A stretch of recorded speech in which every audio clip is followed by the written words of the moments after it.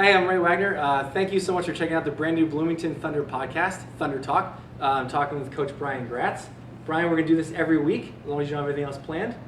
Well, I just hope I have enough material for you to fill your time. Well, it's not that much time you got to fill. We just want to talk to you. We're going to talk to you. We'll talk to some of the players. We're going to talk to the Bloomington Thunder about the Bloomington Thunder. We'll do that once a week here on bloomingtonthunder.tv. All right, good. You seem pretty excited to be here. I'm thrilled. I am very excited about the upcoming season and have my mind focused on training camp that's coming up. So. Oh, you know what? That actually is the first question I was going to ask you. As the head coach of the team, what is your primary responsibilities in the offseason? Well, obviously it's recruiting the players to get them here to Bloomington.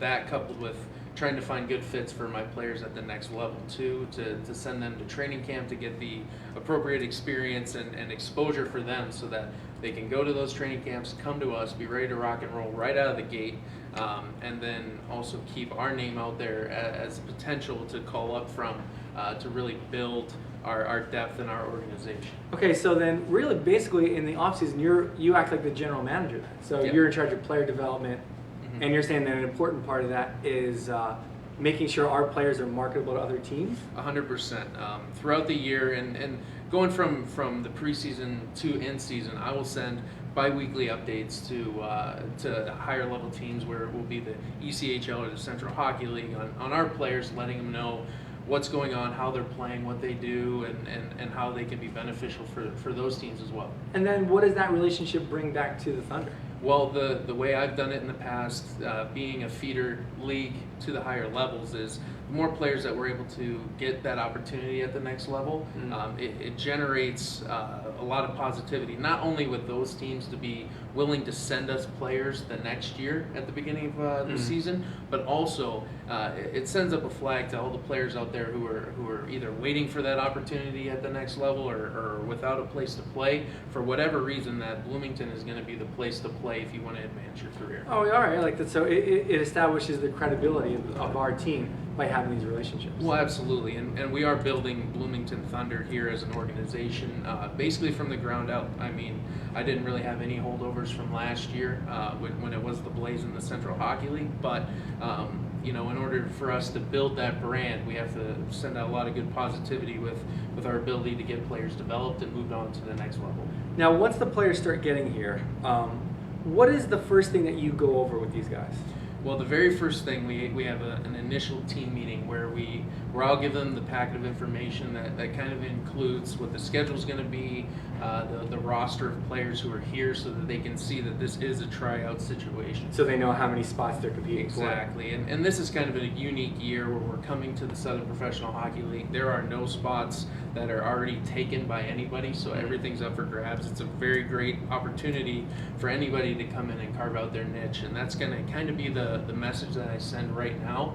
But then we also kind of go over our organization's expectations, the rules and the lay of the land, talk a little bit about our arena and what the upcoming schedule is going to be for them in training camp. And a privilege. I mean, this, I would say, is a really nice building too for the level of hockey that these guys are maybe been playing at. Yeah, I mean, to be honest with you, as a coach at the AA level in the Central Hockey League, I came playing against Bloomington. I always felt that this is one of the nicer buildings at that level. And now for us to be in the Southern Professional, I think our building is second to none.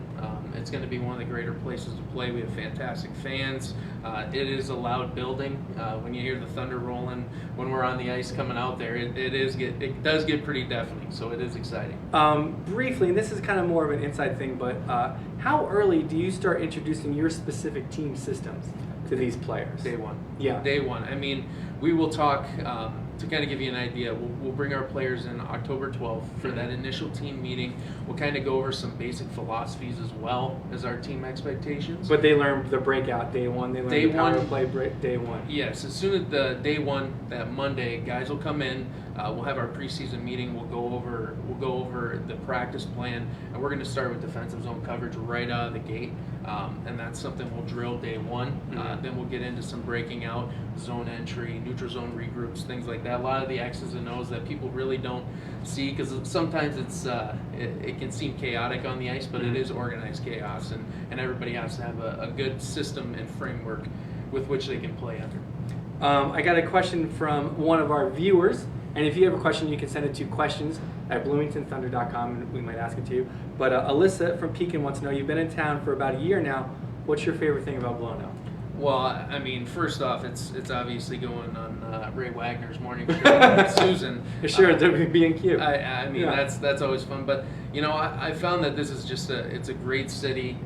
Everything that you want is here. I mean, great restaurants, great entertainment, and the people are fantastic. And that's something that's really been a lot of fun. And especially for a city this size, it's got a great professional sports community. It's got to be nice to be part of that. It is, and for people to know that we're here and know what we're doing and have been to a game, and now I'm finding that people start recognizing me a little bit more. Not always what I'm looking for, but you know, it is good, and I think, you know, the U.S. Cellular Coliseum is a great venue for everything, you know, from sports to concerts. You and I have watched more than one concert here. We have. It's a great building to be part of.